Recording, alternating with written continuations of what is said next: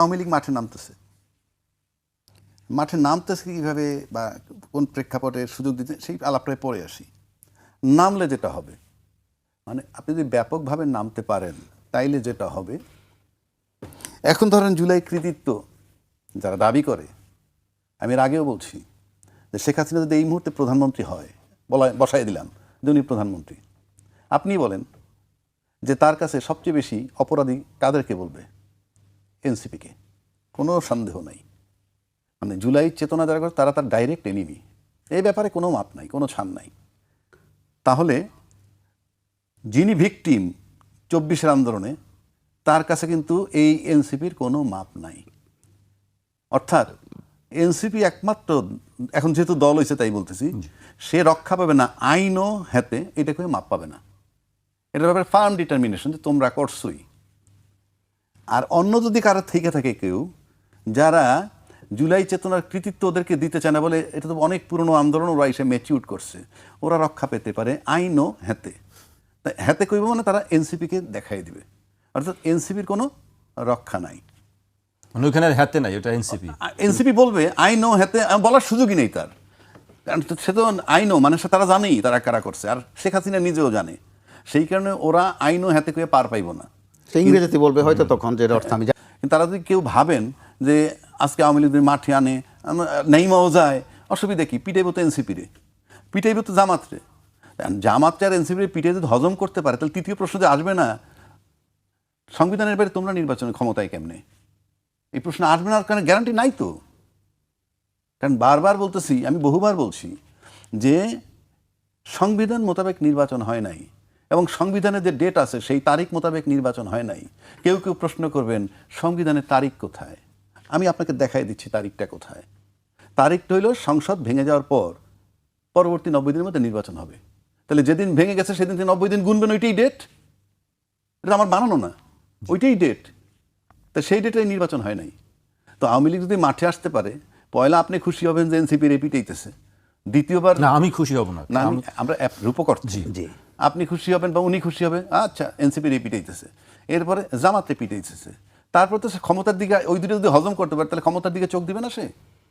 Not unlikely. এইবার আসেন, আসে কেমনে সে? রাজনীতি তো নিষিদ্ধ। যে রাজনীতিটা নিষিদ্ধ, যাদের কার্যক্রম নিষিদ্ধ, সে মাঠে আসে কেমনে? এটাতে অনেকগুলো বার্তা।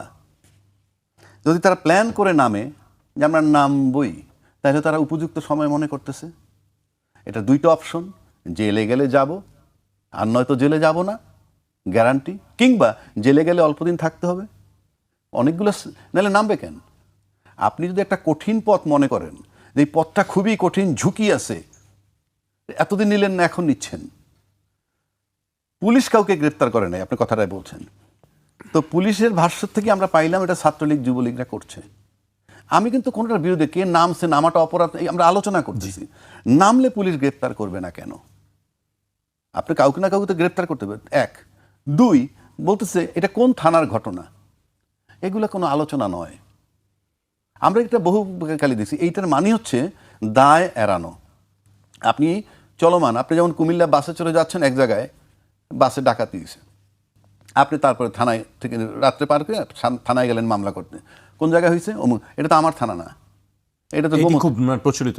হ্যাঁ, অনেক ঘটনাই আমরা আবার বললেন যে ওই থানায় গিয়ে বললেন যে ভাই আমার তো ওই থানাতে পারলেন, কোন জায়গা থেকে আপনি লাস্ট কোথায় নামছেন, আপনি অমুক জায়গায়, তাহলে ওই থানায়। এটার মানে হচ্ছে আপনি এই মামলাটা নিতে চাচ্ছেন না, অনীহা প্রকাশ করা। এই অনীহা প্রকাশ করাই মানে তাদেরকে ফেভার করা। আমি কি বুঝাইতে পারছি আপনাকে?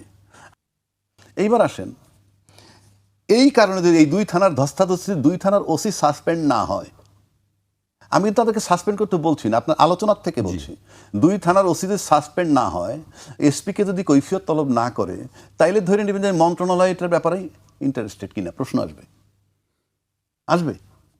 কারণ আপনার যে দলের কার্যক্রম নিষিদ্ধ রাষ্ট্রীয়ভাবে, সেটা সরকার জানে, সরকারের প্রশাসন জানে। আপনি ধরতে পারতেছেন না, দুই থানার ওসি যদি ধরবেন না, থানার ওসি যদি বিরুদ্ধে যদি কোনো অ্যাকশন নেওয়া না হয়, এসপির কাছে যদি কৈফিয়ত চাওয়া না হয়, তাহলে ধরে নিতে হবে যে অলিখিতভাবে অ্যাপ্রুভাল দেয়া। তাহলে ধরবেন না কেন আপনি? আমি কি আপনার বুঝাইতে পারছি? এবার আসেন দ্বিতীয় ধাপ, যদি তারা মাঠে নামে এইভাবে, পার্লামেন্ট কিন্তু 18 কোটি লোকের প্রতিনিধি থাকে। 300 এমপি মানে 18 কোটি লোকের, 300 এমপি মানে বাংলাদেশটাকে তো 300 ভাগ করা, সেই প্রতিটা ভাগ থেকে একজন করে সংসদ সদস্য ভিতরে ঢুকছে ব্যক্তি, এটা সমষ্টি করলে কি হয়, 18 কোটি লোকের প্রতিনিধি ওখানে। সেই 18 কোটি লোকের, আমি আওয়ামী লীগ বাদ দিলাম, 18 কোটি লোক অফিসিয়ালি, সেখানে কিন্তু ফ্রম ডে ওয়ান একটা গ্যাপ হয়ে রয়েছে। গ্যাপটা পরে বলি। এই যে বললাম আওয়ামী লীগ যে মাঠে যদি আসে এনসিপির এই পিটাবে, এনসিপি যদি বুদ্ধিমান হয় সে চিন্তা করবে পিটাইতে পারবে না, কেন তারা মোকাবেলা করবে। আর পারবে না কেন, যেহেতু আওয়ামী লীগ ক্ষমতায় নাই, পুলিশ তার পক্ষে নাই, সেহেতু ক্ষমতায় মারামারি এক জিনিস, আর ডিটেনশন নেওয়া, আটকায় রাখা, সেটা কঠিন কাজ। তো এখন যে জায়গাটা আমি ছিলাম, ফ্রম ডে ওয়ান পার্লামেন্টে কোনো একটা খারাপ সিচুয়েশন এলে যে সব দল একত্রিত হবে, ভাই যেমন বললেন একত্রিত হয়, কিন্তু এখানে আপনি হবেন না। কেন হবেন না? এইবারে পার্লামেন্টে যাওয়ার আগে কিন্তু কিছু প্রতিশ্রুতি ছিল, এগুলো ছিল রাজনৈতিক দলের মধ্যে, আর রাজনৈতিক দলের মাধ্যমে সাধারণ জনগণ প্রতিশ্রুতি পাইছে। রাজনৈতিক দলগুলো ঐক্যমত্য হয়েছে আমরা গণভোট করব, গণভোট করে নির্বাচনের সময় একই দিনে গণভোট করব, গণভোট করে গণভোটের আলোকে জুলাই সনদ বাস্তবায়ন করব। এগুলো কিন্তু রাজনৈতিক দলের ভিতরে সমঝোতা, আর এই রাজনৈতিক দলের মধ্যে জনগণের কাছে দেওয়া প্রতিশ্রুতি। কিন্তু আপনি পার্লামেন্টে যাওয়ার পর যখন প্রতিশ্রুতি ভঙ্গ করলেন, আমি সুনিশ্চিতভাবে বলে দিচ্ছি এটা ভঙ্গ হয়ে গেছে।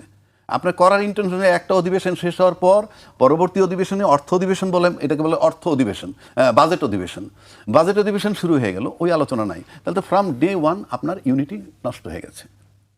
এখন আসেন, এই ইউনিটি কেউ ভাঙতে যাবে না, এই ইউনিটি আপনি ইউনাইটেড করতে পারবেন না। এই কারণে আপনি ওই যে প্রতিশ্রুতি দিছিলেন, এখন আপনি বাস্তবায়ন করতেছেন না, বলতেন বিরোধী দলরা কি করবে, আপনি তো 2/3 মেজরিটি নিতে আপনি কিছু করতে পারবেন না, বিরোধী দলের এরা কিছু করতে পারবে না। ফলে আপনি মুখে যাই বলেন না কেন, আপনি নন কোঅপারেটেড থাকবেন।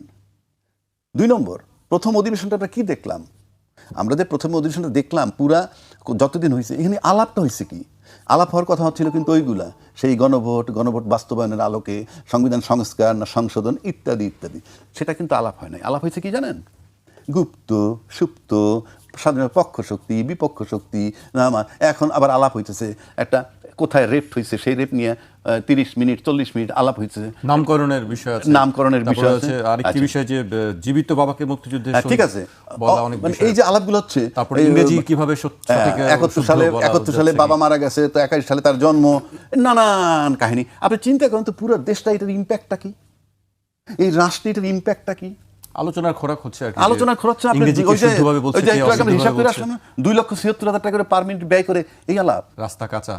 আপনি পার্লামেন্টে আলাপ করেন, যদি আপনাদের সেরকম থাকে। সম্প্রতি ভারতে কি হয়েছে, দিল্লিতে, সেই দিল্লি কাণ্ড নিয়ে পার্লামেন্টে আলাপ করেন, যে এখানে কার অপরাধ, কি অপরাধ, এটা কেন হইল, পার্লামেন্ট আপনি সেই আলাপ করবেন, স্মার্ট পার্লামেন্ট। আপনি আলাপ করেন শুদ্ধ বাংলা কয় কিনা, শুদ্ধ ইংরেজি কয় কিনা, তারপরে রেপের ঘটনা নিয়ে, এইটার জন্য আপনাদেরকে জনগণ ভোট দিছে। জনগণ ভোট দিছিল যে কালে, সেগুলো তো নষ্ট করলেনই, প্রতিশ্রুতি ভঙ্গ করে ফেলছেন। যদি কোনোদিন এটা বাস্তবায়ন হয়, আপনি মনে করবেন সহজভাবে হবে না, আবার যদি কোনো বাজে পরিস্থিতি হয় তাইলে হয়তো হবে, নাহলে এটা হওয়ার কোনো কারণ নাই। আর না করলে যেটা হবে, আপনি ডিভিশন করে ফেলছেন, আপনি কখনো ইউনাইটেড হতে পারবেন না। কারণ আপনি ক্ষমতায় যখন চলে আসার পর আপনি যার যার তারটা দেখেন, তখন তো আপনাদের ভিতরে question of not trust, rather mistrust. ভিতরে যদি আপনাদের বিশ্বাস ভঙ্গ হয়ে যায়, কি হবে, যারটা সে সামাল দিবে, ইউনাইটেড আপনি করতে পারবেন না। কারণ দেশ সেই জায়গাটায় নাই। কারণ আপনি পার্লামেন্টে কি করেন, এই দেশের জনগণ দেখে। জনগণ যদি এত মূর্খ মনে করেন, আপনার সাথে হয়তো ইংরেজি বলতে পারে না, তাদের মেধা আছে। কেন বলছি, যারা খুব ভালো ইংরেজি জানেন, খুব বড় পণ্ডিত, খুব বড় পিএইচডি, চাকরি টোকান, কিন্তু রাষ্ট্র যারা চালায় খুব পণ্ডিত হইতো না, মেধা দরকার। জি, কারণ আমি একটা ছোট্ট কথা বলি, একজনে লেখাপড়া জানে না, সে বড় ব্যবসায়ী ভদ্রলোক মারা গেছেন, তিনি পোলার আইসক্রিম কোম্পানির মালিক আমানুল্লাহ সাহেব। তার ওখানে আমার যাওয়ার সুযোগ হয়েছিল একবার একটা কারণে, আমি স্মরণ করতেছি এই কারণে, মৃত লোকের গীবত করছি না, প্রশংসা করছি। টেলিফোন আসলো জাপান থেকে, তার লোক এসে টেলিফোনটা দিয়ে দিল, স্যার জাপান থেকে টেলিফোন আসছে। সে ইংরেজি কইব, কি কইব আল্লাহ জানে, আমি জানি লেখাপড়া জানে না। বৈঠেছি বলতেছে, আমান স্পিকিং, এলসি সেন্ড, ফ্যাক্স কাম, টেলেক্স কাম, শিপ নো কাম। এইভাবে ভাই 3-4 মিনিট আলাপ করছে। আমি বসা আরেক ভদ্রলোক ছিল, মেজর কামরুল, ভদ্রলোক মারা গেছেন। বাইরে এসে দিন আলোচনা করলাম, ভাইটাল কথা একটাও ছুটে নাই। এই কথা বলছে উনি আর 1.5 মিনিটে, আমাগো লাগতো 7 মিনিট ইংরেজি ঠিক করতাম, ওইটা সেইটা। কিন্তু আপনি চমৎকার ইংরেজিটা, আমান স্পিকিং, এলসি সেন্ড, ফ্যাক্স কাম, টেলেক্স কাম, যেগুলো দরকার সেগুলোই তিনি ইয়েস, একদম কাজের কথাগুলো বলে এটাকে দিয়েছেন। বলে এটাকে বলে মেধা। সুতরাং এই পার্লামেন্ট যে তখন মাথা নেড়েছিলাম একটা কৌশল হিসাবে, যদি না নির্বাচনটা না হয়, অর্থাৎ আমরা, তারা শব্দটা ব্যবহার করছে কৌশল, এটা কৌশল নয়, এটা এক ধরনের চাতুরি। তাহলে ভবিষ্যতে অথবা বর্তমানেও তো আমরা প্রশ্নবিদ্ধ যে এখন যে কথাগুলো বলছেন এগুলোর মধ্যে কোন চাতুরি আছে, আবার আগামী দিন আর একটা বলবেন কিনা। তো বলতে বলতে গিয়ে এমন সব শব্দ, এমন সব তথ্য আপনারা নিয়ে এসেছেন, আপনাদের ভাণ্ডারও খালি হয়ে গেছে। যে কারণে সংসদে ওই যে ডিম্বাণু আর শুক্রাণু আর ভ্রূণ কি পরিমাণ কার নষ্ট হয়েছে এগুলো নিয়ে আলাপ শুনতে হয়। মানুষ কিন্তু খুব ত্যক্ত বিরক্ত এসবে, যে এত টাকা খরচ করে আপনাদেরকে কি সংসদে এই করার জন্য পাঠানো হয়েছিল। কিছুদিন আমরা বিরক্ত ছিলাম, সমালোচনা করেছি যে তারুণ্যের মধ্যে যারা, অর্থাৎ এনসিপি অথবা যারা বয়সে তরুণ কয়েকজন এমপি, যে একটু উল্টাপাল্টা বলেন, আজে বাজে সম্বোধন করেন, এতে করে শ্রদ্ধার একটা ঘাটতি ঘটে। কিন্তু গত কয়েকটা দিন আপনি দেখেন তো পার্লামেন্টে যেসব বিশ্রী বিশ্রী শব্দ উচ্চারণ হয়েছে, বোরকা হিজাব নিয়ে যেসব কথাবার্তা হয়েছে, এগুলো কিন্তু অত্যন্ত ময়মুরব্বী পর্যায় থেকে এসেছে। প্রতি মিনিটে 2,74,364 টাকা একটি হিসাবে বলা হচ্ছে, টিআইবির যে হিসাবে দিয়েছিল আগে। যদি অর্ধেক যদি করে ফেলেন 1,35,000 ধরেন, তো এই টাকা কার? প্রতি মিনিটে এই টাকা কার টাকা? তো তখন তো প্রাসঙ্গিক হয়ে যায় যে আওয়ামী লীগ একসময় সংসদে হালকা পাতলা বিষয় নিয়ে কথা বলতো, বন্দনা গাইতো, প্রশংসা করত, বিরোধী দলকে গালি দিত। বিরোধী দল থেকে দাবি উঠেছিল যে বিরোধী দলকে তাহলে গালি দেওয়া বাবদ কত। দেখা গেল যে পুরা সেশনটা বিরোধী দলের পেছনে চলে যায়, অর্থাৎ ওদেরকে কত মন্দ বলা যাবে। মাঝে মধ্যে আবার মমতাজের গান বাজতো, যে মমতাজের গান বাবদ কত। তো এখন হয়তো মমতাজের গান বাজে না, কিন্তু কে ইংরেজি ভালো জানে, কারে দেখতে সুন্দর লাগে, হালকা পাতলা যত কথাবার্তা, এমনকি বলতে বলতে গিয়ে আপনি হিজাব বোরকার মধ্যে চলে গেছেন। আস্তে করে কোন দিন ভাই লুঙ্গিতে চলে যাবে, খুব ভয়ের মধ্যে আছি। কিন্তু তো সংসদে এখন যে আলোচনাটা চলছিল, এটা তো দামি একটা সেশন, বাজেট অধিবেশন। আমি পেশাগত কারণে বিএনপির এবং জামাত ইসলামের বা বিরোধী দলের কিন্তু একটা ছায়া বাজেট দিয়েছে, দুটো মিলিয়ে দেখলাম খুব আপত্তি কিন্তু নেই কোথাও, হয়তো কোথাও কোথাও বরাদ্দও কাছাকাছি। এরপরও আপনি দেখেন ভাষাগুলো কিভাবে আসে। বিরোধী দলকে বিএনপি কোন মানে আক্রমণ করে, যেগুলো ফয়সালাকৃত বিষয় 71 থেকে শুরু করে সব। আবার জামাতে ইসলামী যে মাত্রা বিএনপিকে সম্বোধন করে, জামাতের আমির ডাক্তার শফিক, উনি সজ্জন মানুষ হিসেবে একটা ইমেজ কিন্তু তার আছে। কিন্তু গত কয়েকদিন দেখেন উনি কি বলে, কখনো বলে যে সময় বেশি নেই, অল্প সময়ের মধ্যে কি জানি। ইন্টারনাল এবং এক্সটার্নাল দুইটা ব্যাপার আপনাকে এখানে মিলাইতে হবে। ধরেন এই সরকার ভালো সিদ্ধান্ত করলে নিচ্ছে, আমি সেটা পরে আসছি, আমি জানি না কতক্ষণ সময় আছে।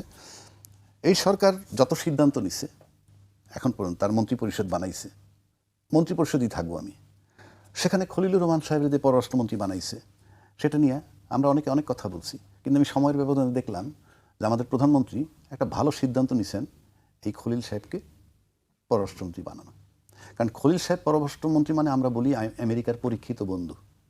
সেই আমেরিকার পরীক্ষিত বন্ধু হলে ইউনূস সাহেবের সাথে তার একটা সুন্দর সম্পর্ক আছে। তারেক রহমান সাহেব, আমি আবারও বলছি, সঠিক সিদ্ধান্ত নিয়েছেন। এই ইউনূস সাহেব আছেন বলে তারেক রহমান সাহেব, খলিল সাহেব, ইউনূস সাহেব তিনজনের যদি সমন্বয় করেন, তাইলে আপনি যেভাবে ওই ইন্টারপোলের মাধ্যমে গ্রেপ্তার করাইতে পারবেন, there is no second option. কারণ আমরা ইউনূস সাহেবকে দেখছি দুবাই থেকে 75 না 70 জন লোককে রিলিজ করাইছিল দ্রুত সময়ের মধ্যে, যেটা ওই তাদের আইনে কাভার করে নাই। মুক্তি দিয়ে বলছে অপশন, তোমরা দেশেও যেতে পারো, এখানেও কাজ করতে পারো। ভাই এটাকে মানতে হবে। ইউনূস সাহেব পৃথিবীর মধ্যে নাম্বার 1 লবিস্ট। অনেক রাষ্ট্রপতিরা তাকে ব্যবহার করে, তুমি আমার এটা করে দাও, নেগোশিয়েট করে দাও। সারা পৃথিবীতে সে নন্দিত, আমরা তাকে নিন্দা করি। এখানে আপনি নিন্দা করতে পারেন, সমালোচনা করতে পারেন, নিন্দা করলেই তো হবে না, লেভেলটা দেখতে হবে। আমি ইউনূস সাহেবের স্বাধীন গালি দিলে কি হবে, আমি বঙ্গবন্ধুর স্বাধীন গালি দিলে কি হবে, আমি জিয়াউর রহমান সাহেবের স্বাধীন গালি দিলে কি হবে। তাদের সাথে আমার দূরত্ব হলো পৃথিবী থেকে সূর্যের দূরত্বের মতো, তাদের যে অবস্থান, তাদের যে ওজন। সুতরাং কথা বলার সময় চিন্তা করে বলতে, কেন কথাগুলো বলতেছি, এই এক্সটার্নাল প্রবলেম সলভ করার জন্য আজকে তাকে দরকার। খলিল সাহেব আছে বলে, এবং এটা রাইট ডিসিশন ওনার। আজকে খলিল সাহেবের ফুল স্টপ দেন, ইন্টারপোলের অ্যাকশন বন্ধ হয়ে যাবে, বিকজ হিল নট ওয়ার্ক। 2, রাজনৈতিক পলিটিক্যাল যে স্ট্যাবিলিটি দরকার ইন্টারন্যাশনালি, বাংলাদেশের 3টা দেশে খেলা চলতেছে সুপারভাবে, চায়না, আমেরিকা, ভারত। এবং সেটা ম্যাচিউর্ড। এই ম্যাচিউর্ড যখন ম্যাচিউর্ড হইল তখন হাসিনা সামাল দিতে পারে নাই বলে চলে যেতে দিছে। ঠিক সেই জায়গাটা এসে কিন্তু আবার তারেক রহমান সাহেব বসছেন। ওইটা কিন্তু টলমল অবস্থা, আগুন চলছে, আগুন। আপনি তুষের উপরে এসে দাঁড়াইছেন, ভিতরে কিন্তু আগুন। ঠিক এই যে তিনটা দেশের সাথে ব্যালেন্স করাটাকে চারটিখানি কথা না। শেখ হাসিনা ফেল করছে, ফেল করার কারণে গেছে, সেখানে আজকে তারেক রহমান সাহেব বসছে, তাকে সবাই কোঅপারেট করা দরকার।